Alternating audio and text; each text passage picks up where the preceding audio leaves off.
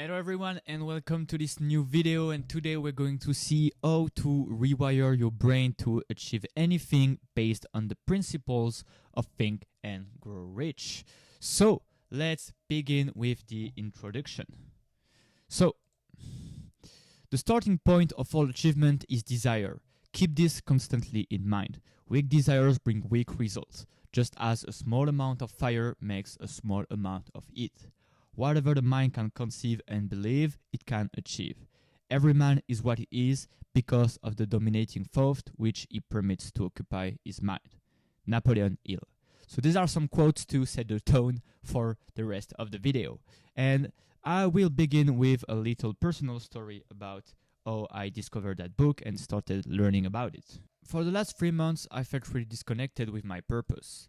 My business was growing, but I wasn't feeling driven and stimulated by it. I was just focusing on business as usual, creating content, launching offers, and that's basically it. So I went for Bangkok in Thailand for a month to switch environment and get out of that rut. And during that trip, I started reading Think and Grow Rich by Napoleon Hill. And this book had a profound impact on me and on my drive, because fast forward to now, we're in February 2026 and I'm feeling driven and motivated as fuck. And what changed was understanding and applying the principles that are in that book. That's why in this video, I'm going to share with you all of the principles and big ideas that I learned from that book directly from my second brain permanent notes. And don't be fooled by the title of this book, because behind the self-help cliché are a lot of profound truths and principles for life that can be applied to achieve any goal that's meaningful to you. And also, no need to take notes, because you will find the entire mind map summarizing the video inside Noah's Ark Bank, which is my free collection of resources for Noah's Ark member. So the link is in the description and I will let you look at that. And now let's begin. I advise you to take your time, have some coffee or some tea, and we can now start. So first we're going to start with the first principle, which will be desire. So about desire. The first step to achieving any goal is to have a burning desire to achieve this goal. And any person who achieved great things in life started with an idea, a dream, and a purpose, which they nourished and entertained until it became a burning desire that became their number one obsession. And this obsession led them to pursue that goal with all of their might and focus, which allows them to attract in their life opportunities, people, and ideas that turn this idea into reality. So if you want to become rich, your mind must be burning with an intense desire for riches, which will magnetize money into your life. You must become money conscious until the desire for money drives you to create definite plans for acquiring it. And once you have that burning desire to acquire money, you will become convinced that you will obtain it sooner or later and feel like it's already accomplished. And it's in that state of mind that you can materialize money. So if you're already feeling that state of abundance and have this burning obsession towards making money, towards accomplishing your goal, then you will be in the right state of mind to actually accomplish it. And the second idea is that if you want to achieve any goal, you must be willing to have no plan B. And so what that means is that by cutting all sources of retreat and having no plan B when setting a goal, you ensure that you maintain a burning desire to win at all costs, as failure isn't an option. When you get into that state of mind, nothing stands in your way and you become able to transform any setback into opportunities to succeed. And the man who goes to war knowing that winning is the only option and cuts all means of retreat is the one who wins, even with lower forces than his opponents. Now, I will put a little disclaimer about that, because of course, that doesn't mean that, for example, if you're launching a business, you absolutely need to drop your 9 to 5. And I definitely see that for some people, doing that, like cutting all sources of retreat and having no plan B, will be something that will motivate them a lot. But for some people, it can be way too stressful. And as we're going to see in the mind map, if you're dominated by stress and fears, then you won't be able to accomplish your goal. So that can be counterproductive. So of course, take this with a grain of salt, but keep in mind that the more engaged you are, the more sacrifice you're going to make to reach your goal, the brighter the fire inside you to achieve that goal will burn, and the more likely you will achieve it. So that's the idea I want you to take from this. Now, the third part is that in the book, Napoleon Hill gives us a 6-step process to transmute desire into financial success. As we've seen, desire is the source and the first principle that you need to have to achieve any goal. And that's why this book has such profound on me, because to be honest, before reading that book, I didn't have a big desire to achieve any goal. I was just in maintenance mode, and like reading that book and applying the principle to cultivate a desire for better success and reaching my goals made me way more driven and obsessed with reaching this goal. So let's see that 6-step process. So the method by which desire for riches can be transmitted into its financial equivalent consists of 6 definite practical steps. So the first one is to first fix in your mind the exact amount of money you desire. It is not sufficient merely to say, I want plenty of money. You must be definite as to the amount. So for me, for example, that number was 100K by the end of the year. Second, determine exactly what you intend to give in return for the money you desire. There is no such reality as something for nothing. So you will determine what you're going to sacrifice and what you're going to offer to the altar of your goal to actually reach it. Of course, that doesn't mean that you need to sacrifice everything, and I'm a huge proponent of having a balanced lifestyle and finding harmony in your life, but of course, you always have to invest resources if you want to get any outcome to life. Third, establish a definite date when you intend to possess the money you desire. And fourth, create a definite plan for carrying out your desire and begin at once, whether you are ready or not to put this plan into action. Fifth, write out a clear, concise statement of the amount of money you intend to acquire, name the time limit for its acquisition, state what you intend to give in return for the money, and describe clearly the plan through which you intend to accumulate it. And 6, read your written statement aloud twice daily, once just before retiring at night and once after rising in the morning. So I started doing that, and it actually helped me connect to my goal and the vision and what I want to achieve every day. So that's part of the things that made me once more driven, and also helped me stop a lot of bad habits that I had accumulated during that rut. And also very important, as you read, you must see and feel and believe yourself already in possession of the money, because it's in that state of already feeling the abundance and already feeling grateful for what you're going to have, but feeling it like you already have it, that you will be in the best state of mind to then take action during your day and create what you need to create to achieve the goal you want. So that was it for the desire section. Now, the second, and I will say the most important principle of the book, is the power of autosuggestion. So let's begin with that. So, autosuggestion. Man's thought impulses begin immediately to translate themselves into their physical equivalent, whether the thoughts are voluntary or involuntary. So, this is the most important principle of the book that you must retain from this video. Nature has endowed man with absolute control over but one thing, and that thing is thought. Every thought that you have, whether it's voluntary or not, will start translating it to its physical equivalent. That's why you should not entertain any thoughts or fears, doubts, indecision, and negativity, because they will start manifesting in your life and attract other negative thoughts, making you fall into a negative feedback loop. You need to constantly entertain positive thoughts to translate joy and abundance into your life. And every thought impulses mixed with strong emotions will bypass the conscious mind and enter the subconscious mind and start manifesting IRL.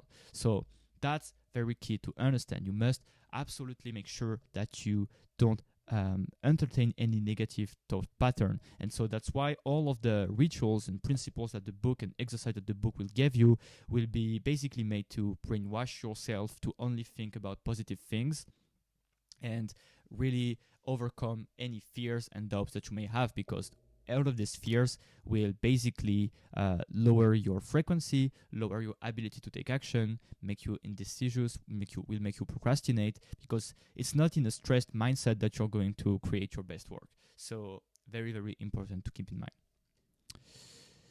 Now, the second principle, the subconscious mind is the medium through which you reach infinite intelligence. So the subconscious mind is a field of consciousness in which every impulse of thought that reaches the objective mind through any of the 5 senses or with a powerful emotion is classified and recorded. And from it, thoughts can be recorded or withdrawn. and the subconscious mind receives and files any impressions of thought regardless of their nature. So with the principle of autosuggestion, you can voluntarily plant in your subconscious mind any plan, thought, or purpose which you desire to translate into its physical or monetary equivalent. The subconscious acts first on the dominating desires that have been mixed with emotional feelings such as faith. So that's the second principle that's very important to understand, is that all of your thoughts that are mixed with strong emotions will reach your subconscious mind, and when it reaches it, your subconscious mind will start manifesting it into reality. So that's basically the law of attraction, if you already heard about that. But what's important to understand is that it will basically dictate how you think, how you feel, and this will determine how you act and thus the results that you will have in life. And that's this feedback loop that you can influence with the principle of autosuggestion, because if you suggest to your mind positive things, positive feelings, the feelings of having already accomplished your goal, feelings of gratefulness, then you will be in the best state of mind, as I said earlier, to create your best work and to also have ideas and inspirations to plan how you're going to reach your goal. So very, very key principle, and that's why I've implemented, since reading that book, a lot of rituals to help me do that. For example, twice a day I write 5 things for which I'm grateful for in the morning and before going to sleep. So it helps me a lot to saturate my mind with gratefulness, and the more you do it, the easier and the more grateful you will feel for life. So of course, from a state of gratefulness, it's a great place to create your best work. And I'm also started doing self-hypnosis to connect with my ideal self every day, to feel the connection with how my best self would act every day, and really visualize it and then embody it in each day. And what's important to understand is that the subconscious mind functions automatically whether you influence it or not. That means that if you aren't influencing it positively and managing it, it will feed on negative emotion and thought of fear and poverty that will keep you enslaved. And that's very key to understand, because whether you decide to influence it or not, your subconscious mind is always working. It's working when you're sleeping, it's working when you're awake, it's always working to make sure your heart is beating, that you're breathing, and all of that stuff. So if you're not influencing it consciously with thought of positivity, harmony, abundance, and stuff like that, then it will start imprinting the negative thoughts and feelings that are in our environment. And because we as humans have an innate tendency for negativity bias, it's actually way easier for negative thoughts and feelings to enter our mind if we are not being conscious. And that's why if you're opening X, or if you're reading or listening to the news or all of that stuff, you will only hear negative things, and all of that negativity is actually keeping you enslaved, because it's making you paralyzed, it's making you procrastinate, it's making you afraid. And these feelings will basically, we're going to see it later, but they will activate your lower self, and your lower self will try just to find instant gratification and seek dopamine, and it won't make you create your best work and achieve the goal you want to achieve. The subconscious mind does not remain idle. If you don't plant desires and purpose in your subconscious, it will feed upon the thoughts which create it as a result of your neglect. And that's why, because I didn't have any routines to make sure that I was implanting my subconscious mind with positive thought, that I was in that rut period, because I stopped doing my gratefulness, I stopped connecting with the person I wanted to be and the goal I wanted to achieve. So of course I ended up in a state of maintenance, and a state of where I was not driven, I didn't felt obsessed with any goal, and so I was just doing business as usual. So yeah. And also, only emotionalized thought will reach the subconscious mind. If you don't mix your thought with feelings, it won't pass the barrier that separates the conscious mind from the subconscious. That's why you must mix your thought with feelings like faith, love, and desire. So the more faith you have into what you believe and into your goal, that it's going to materialize, the easier you will be able to influence your subconscious mind and have it create the reality you want to live. And of course, the best way to make feelings is to visualize, and also the daily practice, because at first it's hard to have any feelings when thinking about that, but the more you will practice the art of visualization, or even better if you combine it with practices like self-hypnosis to enter a state of altered consciousness, then it will be easier to have those feelings mixed with your thought and thus reach your subconscious mind. Now, As we said, autosuggestion is the process through which one can influence one's subconscious mind. So autosuggestion refers to all suggestions and self-administered stimuli that reach one's mind through the five senses. Autosuggestion is the self-suggestion of ideas, plans, purpose, feelings, and thoughts in order for them to enter the subconscious mind and influence it. And so that's why I was talking about self-hypnosis or practicing gratefulness and that stuff, because they are all autosuggestion practice. Affirmations are also autosuggestion practice. And that's the principle with which you can make sure your mind garden is always resembling a fertile spot with no weeds. So there is this analogy that is in basically every book about the mind, the subconscious mind, that your mind is like a garden and that you are the gardener that is maintaining it. So if you're not tending to your garden every day, then weeds are starting to grow and will start to grow everywhere inside the garden, and then the garden will be a mess. So that's why every day you need to make sure that you're planting positive seeds that will grow into your mind and make your mind garden a beautiful place with only thoughts of harmony, positivity, and abundance. And no thought can enter the subconscious mind without the aid of the principle of autosuggestion, except thoughts that are directly picked up from the ether or universal intelligence. So basically, universal intelligence is what Napoleon Hill often refers as God, or as your intuition, or as the universal intelligence that connects all humans. And basically, when you're in a heightened state of creativity, sometimes you have hunches or ideas that come through you, and those are from the universal intelligence, according to him.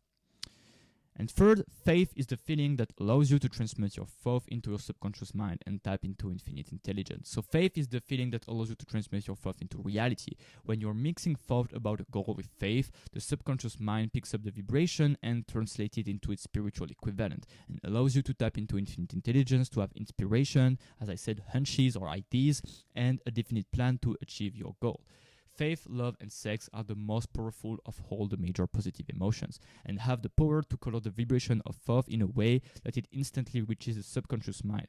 When blending the three, you are able to directly communicate with your subconscious, and it acts as a bridge between your finite conscious intelligence to infinite intelligence. And as we said, all thoughts that have been emotionalized and mixed with faith will begin to translate themselves into their physical equivalent counterpart. Faith is the eternal elixir that gives life, power, and action to the impulse of thought. When thoughts are mixed with any of the feelings of emotion, it constitutes a magnetic force which attracts from the vibration of the other similar or related thoughts. So basically, having this positive thought creates a positive feedback loop in your mind that allows you to feel the abundance and the gratefulness and the joy in your daily life, which allows you to act in the best way possible toward your goal, which then of course will make your likeliness to reach that goal 10 times higher than if you were stressed and in fear all day long. Even if you don't believe in the, I would say, woo-woo aspect and more spiritual aspect of my thoughts that are going to go into my subconscious are going to manifest into reality without me doing nothing, which is something that of course it's fair not to believe at first before you start experiencing it, but at least it's very easier, at least if you have a very rational mind, to just understand that the more joyful and grateful you feel in your daily life, then the easier it will be for you to take action, be productive, and take good decisions, and all of that stuff. Thoughts which are mixed with any of the feelings of emotions constitute a magnetic force which attracts from the vibration of the other similar or related thoughts. So once again, create a positive feedback loop inside your thought, and try to remove any negative feedback loop that you may have. Now, the two types of self. So this concept is actually from the book Outwitting the Devil, also from Napoleon Hill, but it's not told inside Think and Grow Rich, but I thought about adding it to the mind map because I felt it very pertinent to what we are talking. So we have two types of self inside us. which one or higher self or faith-based self as he called it, and the higher self is the part of you who is unafraid, resolute and decisive, and we have our lower self or fear-based self, and the lower self is motivated by fear, survival and ego, and the part of you who has faith in the future and vibrates at a higher frequency is the higher self, and it's the part of you that will allow you to reach your highest potential, whereas your lower self will always try to take charge of you again at any moments of weakness in your resolve and faith, and the lower self seeks instant gratification and leads you to the habit of drifting. And basically drifting was what I was talking in earlier about me being in a rut. I was actually drifting. I was not feeling obsessed and dedicated to the accomplishment of any goal. I was just in maintenance, so I was drifting. I was seeking instant gratification. I was playing too much video games. I was smoking cigarettes again, even though I stopped for like 9 months before that, and stuff like that. So it's very, very important to nourish your higher self, and as we've said, try to dominate and conquer your lower self as much as possible. And all of the principles that we've seen just before, the principle of faith, the principle of autosuggestion, all of that is our rituals and principles that help you embody your higher self every day. Which self will rule on your body depends on the dominant nature of your thought. Positive thought and emotions will give control to your higher self, while negative thought and fear will give control to your lower self. And there are two types of men. There is the magnetized mind who is full of confidence and faith. He knows that he is born to win and to succeed. Then there is the type of man who is demagnetized. He's full of fears and doubts. Opportunities come and he says, I might fail, I might lose my money. People will laugh at me. And this quote is actually from the book The Power of the Subconscious Mind from Joseph Murphy that I'm currently reading at the moment, and I will probably create a similar video to this one from this book as soon as I finished reading it and creating my notes on that. But anyway, I think it basically summarized well. So I'm gonna be honest, this section here is probably the most important principles and ideas that are inside the book, and the whole book is about repeating that and giving you more concept and nuance about that. But like understanding autosuggestion and how your thought and mental pattern influence your subconscious mind, which then influence your reality, is the number one big idea you must retain. Now let's see how to access peak creativity. So the 3 sources of power that are accessible to man. Let's start with that. So according to Napoleon Hill, we have 3 ways to gain knowledge and power.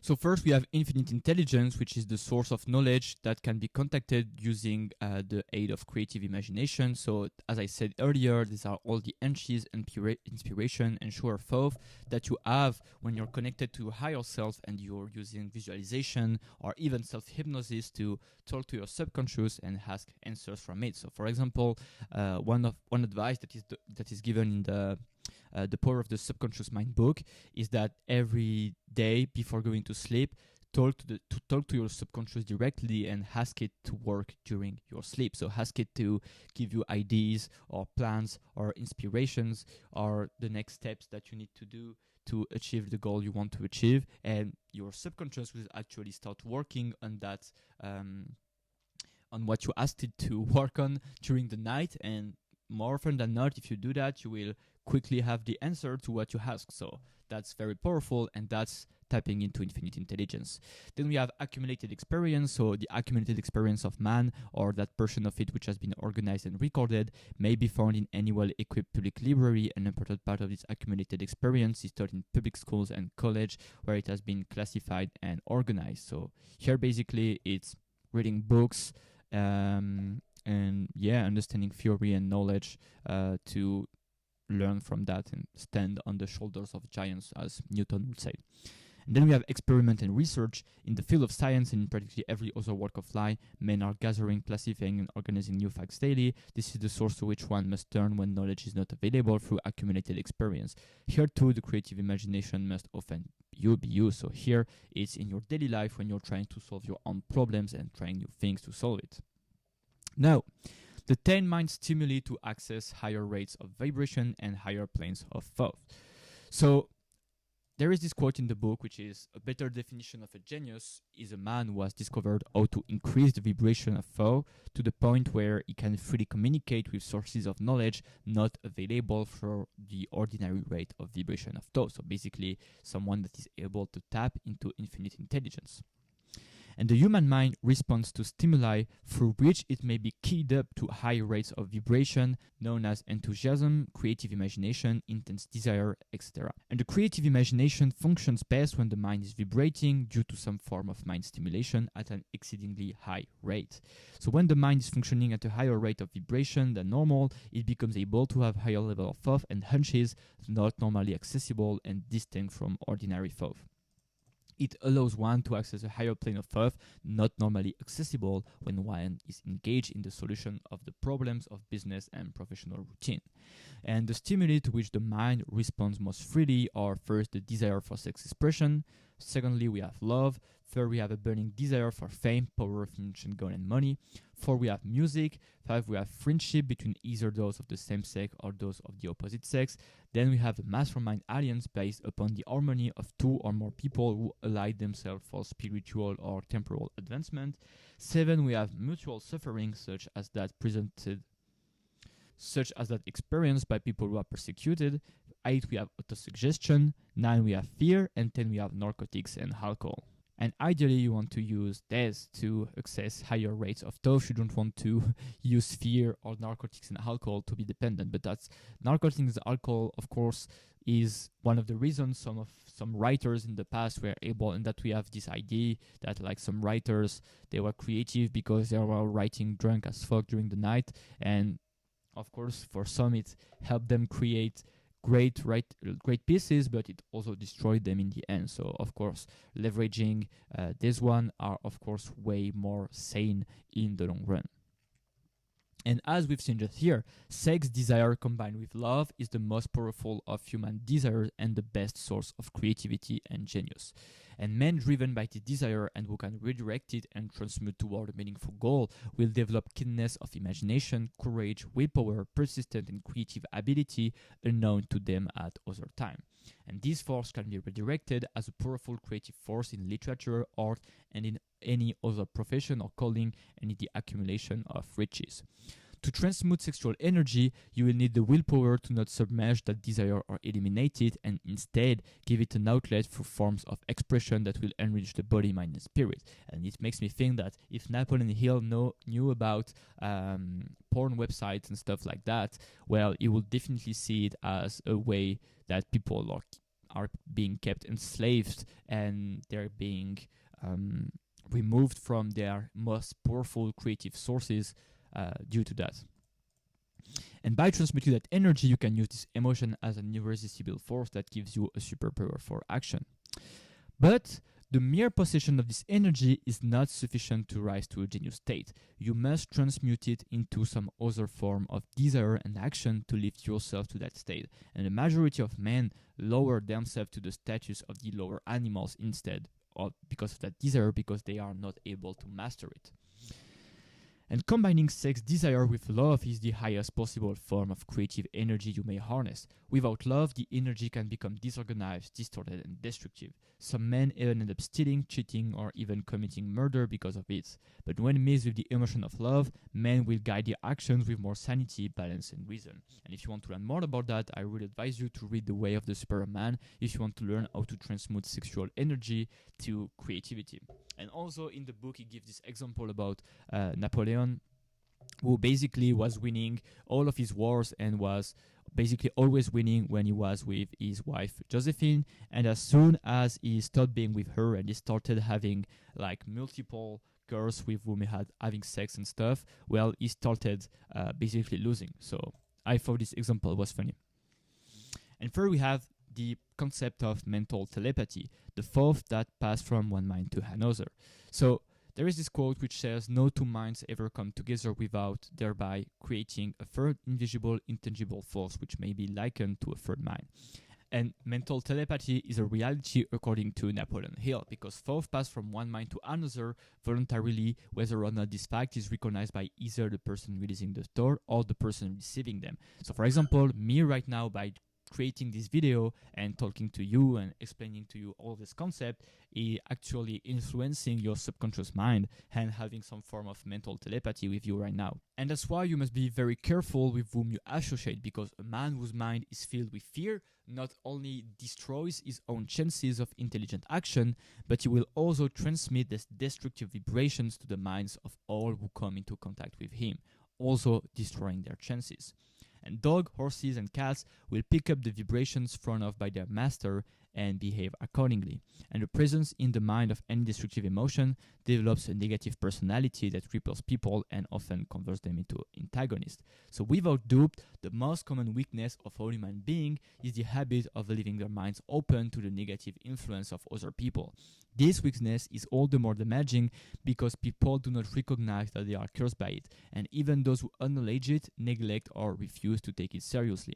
And being susceptible to other people's negative influence is the 7th basic evil, even more fatal than the 6 basic fears. Protect yourself at all costs against it, and don't let their negative heterosuggestion influence your subconscious mind. So the 6 basic fears, we're going to see this later in the mind map. And also heterosuggestion basically means suggestion from other people. So when you're influencing your own subconscious mind, it's called autosuggestion. But when other people are sending suggestion to your subconscious mind, it's called heterosuggestion, and you must be very careful with that, because some people will try to negatively influence you with that. For example, they will try to apply identity labels to you when they say, oh, you're not an organized person, or you're not very creative, or you're not a good writer, or I don't know, anything else they could say. But basically they will try to project to you negative spells, like you can literally see it as a spell, and so you have to protect yourself against them. But the great thing is that if you don't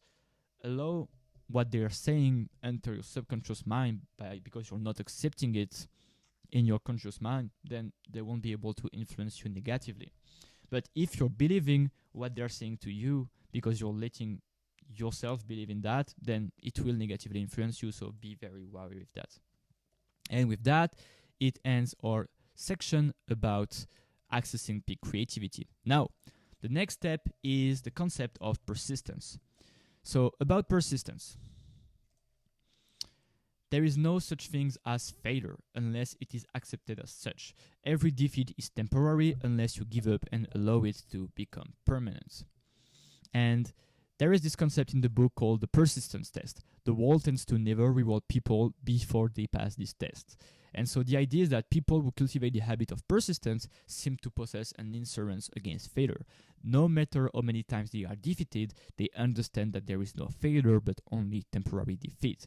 And it's like there is a hidden guide whose duty is to test men through all sorts of discouraging experiences, and those who pick themselves up after defeat and keep on trying despite them manage to succeed. The hidden guide lets no one enjoy great achievement without first passing the persistent test. Those who can't take it simply don't make the grade. So if you're right now having some adversity in your life, some challenges, know that as the popular saying said, God only gives you battle that he knows that you can overcome. So trust yourself, embody your higher self. Don't let fear and negativity and negative thought basically make you turn into your lower self, because if you do that, you will definitely make things worse. And like, see it as a test that the universe is giving to you, and is using that to make sure that you're really driven by your goal and that you really want it. And if you manage to pass this test and overcome any adversity that the world put in your way, then you will succeed. And I also love this quote about the idea that there are no obstacles on the road. The obstacle is the road. So the idea that every challenges that you have is not something that is preventing you from achieving your goal, but it's actually something that is the way to achieve your goal, actually, because it will allow you to develop the virtue and rise up to your higher self to manifest the goal you want. So that's a way to even be grateful about all the adversities that life may throw your way. Now, in the book, he's talking about 8 principles behind developing the persistent virtue, so let's see them. Persistence is a state of mind, therefore it can be cultivated, and like all states of mind, persistence is based upon definite causes, and among them are, first, definiteness of purpose. So knowing what one wants is the first and perhaps the most important step toward the development of persistence. A strong motive forces one to surmount many difficulties. There is this quote from Nietzsche who says, "Any man with a strong why can bear any hoe." Something like that. So that illustrates this well. Secondly, we have desire. So it is comparatively easy to acquire and to maintain persistence in pursuing the object of intense desire.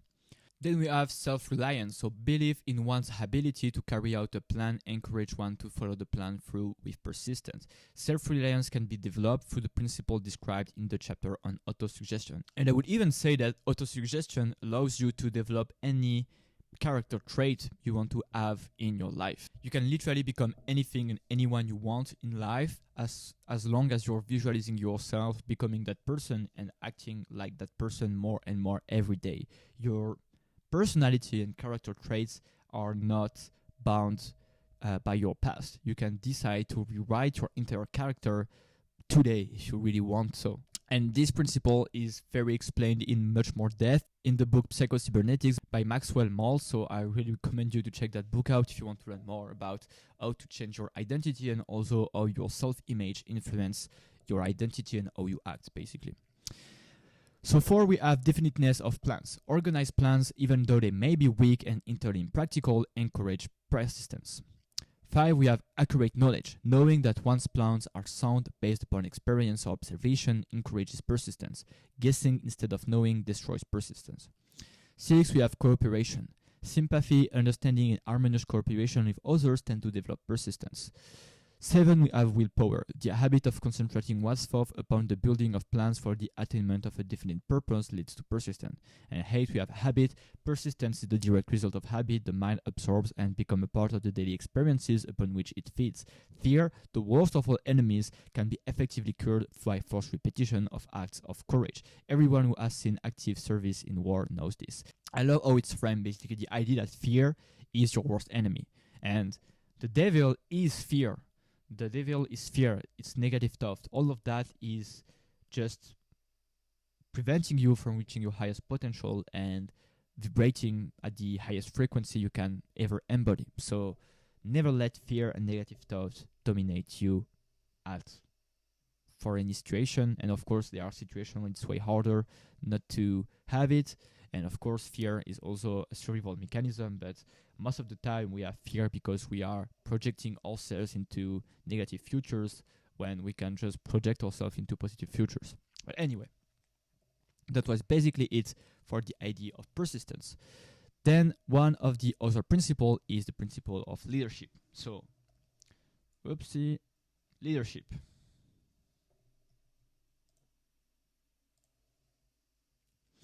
Leaders decide quickly and firmly, and the world rewards them for it. Making decisions promptly and definitely means that you know what you want and how to get it. All leaders decide quickly and firmly, and this is one of the reasons why they are leaders. You need to be the one that walks first to cross the road when everyone else is afraid to do so. The world has the habit of making room for the man whose words and action show that he knows where he is going.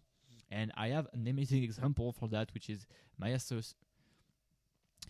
Masayoshi Son, and he's the founder of SoftBank, and is renowned for his rapid decision-making style, and he often committing billions in mere minutes after brief meetings. And the prime example of that is his $4.4 billion investment in WeWork, where he met the founder, Adam Neumann, for just 4 minutes, and then he basically made the deal. And he did the same thing with Alibaba, where it was like after the post.com crash, he lost billions, but he still sold like some assets, and after a 6-minute meeting he decided to invest 20 million in Alibaba, which later skyrocketed in value, and I think Alibaba was like his greatest investment of all time. Like the ROI on that was absolutely crazy. But yeah, this guy here is an absolute menace when it comes to making quick decisions with billions of dollars. Then we have 11 major attributes of leadership that are enlightened inside the book. So let's look at them.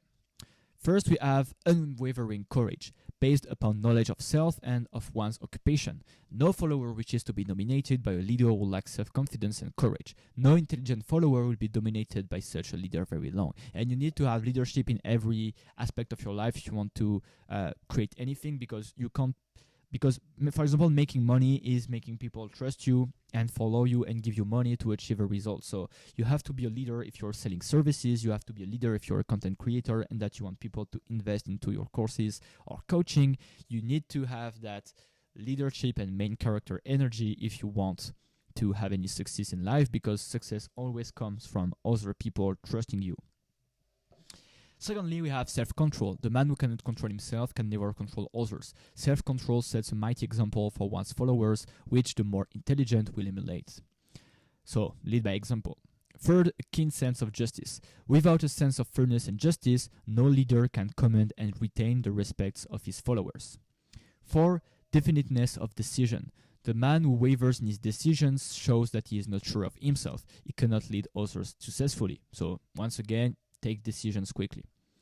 And that's actually like a habit that you can train in your everyday life. So a very simple example, like oftentimes with my girlfriend on the weekend, we're not exactly sure what we're going to do. And I realized that I was often like, oh, whatever you want, we can go to any coffee or stuff like that. And I realized that like, if I really want to be manly in that situation, I need to actually just say, okay, we're going to this coffee shop and this weekend we're going to do that, that, and that. And of course, if she doesn't want, we can always change the plan. But leading with definiteness is way more manly and a way better habit than leading with indecision. So 5, definiteness of plans. So the successful leader must plan his work and work his plan. A leader who moves by guesswork without practical, definite plans is comparable to a ship without a rudder. Sooner or later, he will land on the rocks. 6, we have the habit of doing more than paid for. One of the penalties of leadership is the necessity of willingness upon the part of the leader to do more than he requires of his followers. 7, a pleasing personality. No slovenly, careless person can become a successful leader. Leadership calls for respect, and followers will not respect a leader who does not grade high on all of the factors of a pleasing personality. And I also believe that if you want to really lead high performers or even lead people to your tribe of fans with your creator, you want to do that through having a personality and embodying your higher self. So it makes people want to follow you because you're embodying this and vibrating at a higher frequency. 8, sympathy and understanding. The successful leader must be in sympathy with his followers. Moreover, he must understand them and their problems. 9, mastery of detail. Successful leadership calls for mastery of details of the leader's position. 10, willingness to assume full responsibility. The successful leader must be willing to assume responsibility for the mistakes and the shortcomings of his followers. If he tries to shift this responsibility, he will not remain the leader. If one of his followers makes a mistake and shows himself incompetent, the leader must consider that it is he who failed. And honestly, it works when you lead people, but it also works with yourself. Everything, like having the belief and realizing that everything in your life happens because of you, and you have full control over your life because you have full control over your thoughts that will materialize your reality, is the most liberating realization you will ever have, because then you will realize that you're in power and that you can control your situation. And 11, you have cooperation. The successful leader must understand and apply the principle of cooperative effort and be able to induce his followers to do the same. Leadership calls for power, and power calls for cooperation. So that was the 11th principle of leadership. And then we have the self-confidence formula, which is how you can develop your leadership abilities. So the self-confidence formula is a formula that is given inside the book, and it's something that you can read and repeat out loud every day, once again, when you're waking up, when you're rising from bed, or after or before going to bed, because those are 2 moments during the day when you are naturally in a state of hypnosis because your consciousness is not yet fully awake. And if you know about self-hypnosis, you can just get yourself into a hypnosis state and do that anytime during the day. But if you don't know about it, well, after waking up and before going to sleep, those are 2 moments where you're naturally into an hypnosis state. Anyway, so first, I know that I have the ability to achieve the object of my definite purpose in life. Therefore, I demand of myself persistent, continuous action toward its attainment, and I here and now promise to render of action. And doing this is basically ordering your subconscious mind to develop this virtue.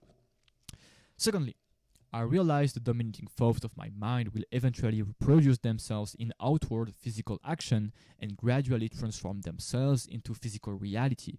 Therefore, I will concentrate my thought for 30 minutes daily upon the task of thinking of the person I intend to become, thereby creating in my mind a clear mental picture of that person. So here is like actually telling you to do what I was saying earlier about visualization and visualizing yourself, visualizing your higher self. And I personally do that using a self-hypnosis process, which is very, very powerful, but just taking some time to breathe and meditate, and then taking 15-20 minutes to visualize the person you want to have and visualize how you act, what you have, how you feel, will really help you a lot. Also do that before going to bed, because well, it's just cool to go asleep thinking about good things like that. Third, I know through the principle of autosuggestion, any desire that I persistently hold in my mind will eventually seek expression through some practical means of attaining the object back of it. Therefore, I will devote 10 minutes daily to demanding of myself the development of self-confidence. Fourth, I have clearly written down a description of my definite chief aim in life, and I will never stop trying until I shall have developed sufficient self-confidence for its attainment. Fifth, I fully realize that no wealth or position can long endure unless built upon truth and justice. Therefore, I will engage in no transaction which does not benefit all whom it affects. I will succeed by attracting to myself the forces I wish to use and the cooperation of other people. I will induce others to serve me because of my willingness to serve others. I will eliminate hatred, envy, jealousy, selfishness, and cynicism by developing love for all humanity, because I know that a negative attitude towards others can never bring me success. I will cause others to believe in me because I will believe in them and in myself.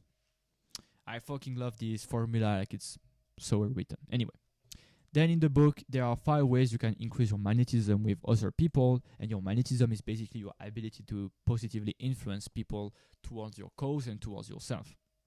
And magnetism is actually in a lot of ways influenced by your sex drive and your sex magnetism, but I will explain that. So this energy may be communicated to others through the following media. So first we have the handshake. The touch of the hand indicates instantly the presence of magnetism or the lack of it. Secondly, we have the tone of voice. Magnetism or sex energy is the factor with which the voice may be colored or made musical and charming.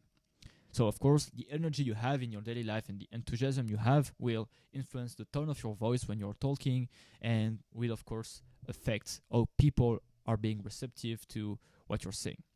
Third, posture and carriage of the body. Highly sexed people move briskly and with grace and ease. 4, the vibration of thought. Highly sexed people mix the emotion of sex with their thoughts, or may do so at will, and in that way may influence those around them. And 5, body adornments.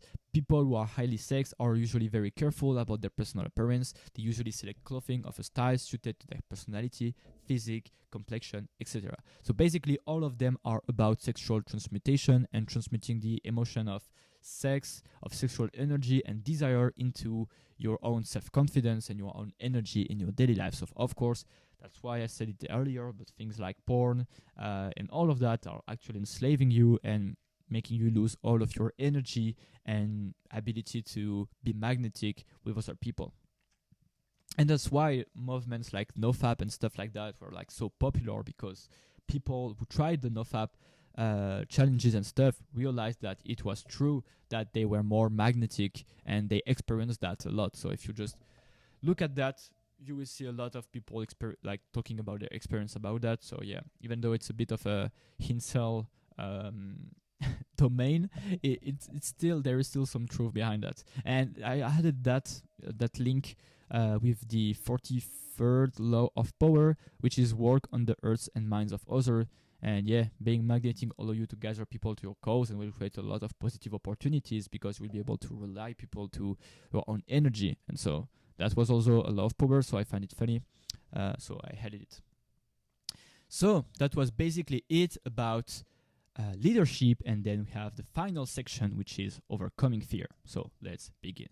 There are 6 basic fears with some combination of which every human suffers at one time or another, and these fears will hinder one's potential and influence the subconscious mind in a negative way.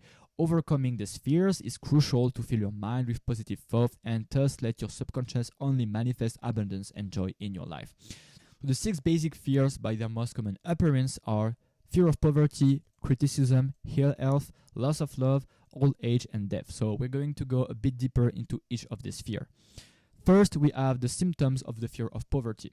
So indifference, lack of ambition, acceptance of poverty, mental, physical laziness, indecision, letting others think for you, staying on the fence, doubt, alibis, excuses, envy of successful people, worry, finding fault, overspending, neglecting appearance or substance abuse, overcaution, focusing on failure, waiting for the right time, and pessimism, and finally procrastination, delaying action, making excuses, and refusing responsibility, and expecting poverty instead of demanding riches. And I love all this frame because it really illustrates that in life you don't have what you want, you have what you tolerate. So if you're tolerating poverty, well, that's what you're going to experience. And to avoid the fear of poverty, well, you need to recognize that we live in a world of overabundance and demand riches instead of expecting poverty, and associate with those who demand and receive riches and not those who accept poverty. Develop definiteness of purpose, self-confidence, initiative, and enthusiasm. Burn all bridges and make retreat impossible instead of planning for failure, and bargain with life for prosperity and abundance and not pennies. So, of course, all of the principles that we've seen previously in that mind map. Secondly, we have the fear of criticism, and the symptoms are self-consciousness, nervousness, timidity with strangers, awkward movement, lack of poise, a weak personality, inferiority complex, extravagance, and lack of initiative and ambitions once again. To avoid it, well, you need to understand that criticism plants fear or resentment and never love or affection. Use constructive suggestion instead of criticism with others, and recognize that most people have too much criticism in their lives already, especially in their childhood. That's a moment where we are very vulnerable to criticism because, well, we need other people to survive. So when our parents criticize us, well, it can leave a very powerful imprint in your subconscious mind, and that's the kind of thing you need to work on, and of course not do to people as well. And in the book, I remember I was saying that, like, letting parents criticize their children should be a crime and should be punished by law, and I love that idea. Anyway, then we have the fear of ill health. The symptoms are autosuggestion, so looking for disease symptoms and trying fad remedies and talking about illness. So over-focusing on your symptoms will actually create the disease. I love that idea. If you want to learn more about how the subconscious influences your health, well, it's very talked about in The Power of the Subconscious Mind by Joseph Murphy. And we have hypochondria, poor exercise habits, susceptibility, self-coddling, and intemperance. I'm kind of skipping all of this because you can just pause and read if you want, but you get the idea. And to avoid it, you need to recognize that disease often begins as negative thought impulses. Understand that approximately 75% of doctor visits are for hypochondria, and positive thought is the only cure for illness caused by negative thinking. And avoid autosuggestion by not looking for disease symptoms. Of course, here is negative autosuggestion. Because, of course, autosuggestion is a powerful tool that you can use to have positive thoughts, but you can also, by having recurring negative mental pattern, apply unconsciously the principle of autosuggestion in a negative way that is actually making your life worse. Then we have fear of loss of love. So the symptoms are jealousy, fault-finding, gambling, overspending, and insomnia. And to avoid it, well, avoid jealousy and suspicion without reasonable evidence. Don't try to buy love with money, gifts, or overspending. Recognize that jealousy is a form of dementia precox that can become violent, and build absolute faith instead of general suspicion. Fear of old age. The symptoms are developing an inferiority complex around the age of 40 and believing you're sleeping, speaking apologetically about age instead of embracing wisdom, killing initiative and imagination by falsely believing you're too old, and acting younger to avoid appearing old. And recognize that your most useful years mentally and spiritually are between 40 and 60. Express gratitude for reaching the age of wisdom and understanding instead of apologizing for being old. And I love that framing because honestly, I'm going to turn 25 soon, and even at 25, so like I was feeling like, damn, like I'm not at the level of success I was expecting myself to be at that age. And honestly, just thinking that the more you age, the finer you are as a man, and the wiser you are, is a very good mental model to have, instead of like fearing growing up and being older. Continue exercising initiative, imagination, and self-reliance regardless of age, and avoid the false belief that you're sleeping at 40. And finally, we have the fear of death. The symptoms are thinking about dying instead of living, lack of purpose or suitable occupation, and it's often associated with poverty or illness. And to remove the fear of death, you need to accept death as a necessity and remove the thought from your mind. Understand that energy and matter cannot be destroyed and only transformed, and the greatest remedy is a burning desire for achievement backed by useful service to others. A busy person seldom has time to think about dying. So that was it for the 6 basic fears, and you need to understand that fears will rob you of your initiative, destroy your power of imagination, take away your individuality and self-reliance, undermines enthusiasm, leads to uncertainty of purpose, encourage procrastination, and makes self-control an impossibility. Fear is the only thing limiting your potential. Remove them from your life and you're basically unstoppable, which is the whole message of this video. Remove fear and embrace your higher self. Then we have the 6 basic fears are translated into a state of worry through indecision. Fears, worry, and indecision work together and will paralyze a man, remove him from his confidence, drive, enthusiasm, joy, and everything that allows him to connect with infinite intelligence and create abundance. Worry is based on fear and will paralyze one's reasoning faculty, destroy self-confidence and initiative. And worry is a form of sustained fear caused by indecision, and indecision makes an unsettled mind, and an unsettled mind is helpless. That's why you need to take action in your daily life towards your goal, even if it's just 30 minutes a day, 1 hour a day, I don't know, but just do something every day, because a lot of the time worry and thus anxiety is just because you are ambitious or have goals you want to work on, but you're not doing anything every day to go towards that. So make sure to block time to do it. Most people lack the willpower to reach decisions promptly and to stand by them after they've been made. The only way to kill the habit of worry in all of its form is by reaching a general blanket decision that nothing which life has to offer is worth the price of worry. With this decision will come poise, peace of mind, and calmness of thought, which will bring happiness. And then we have the 7 major negative emotions to be avoided at all costs, which are similar to the basic fears, but here it's more about the emotions. And we have, of course, fear, jealousy, hatred, revenge, greed, superstition, and anger. Avoid these feelings at all costs because they will reach your subconscious mind and implant in your subconscious mind the fears that will lower your subconscious. Bro, I really wrote 3 times subconscious mind. I need to rewrite that note. But you get the idea.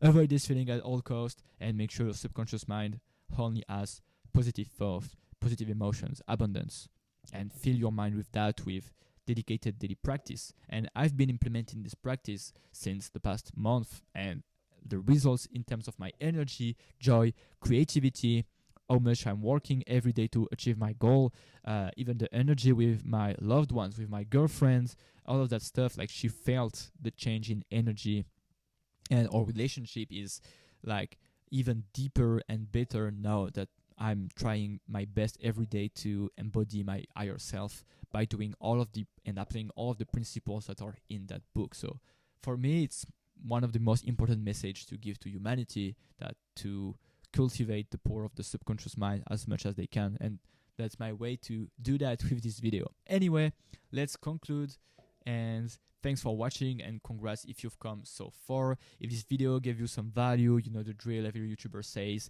you can like, subscribe, comments, and all of that will really help the channel, help me grow, help me achieve the goal that I've set to myself. And remember, if you want to access the entire mind map, so you don't have to take the notes yourself, you can access it inside Noah's Ark Bank, and the link is in the description.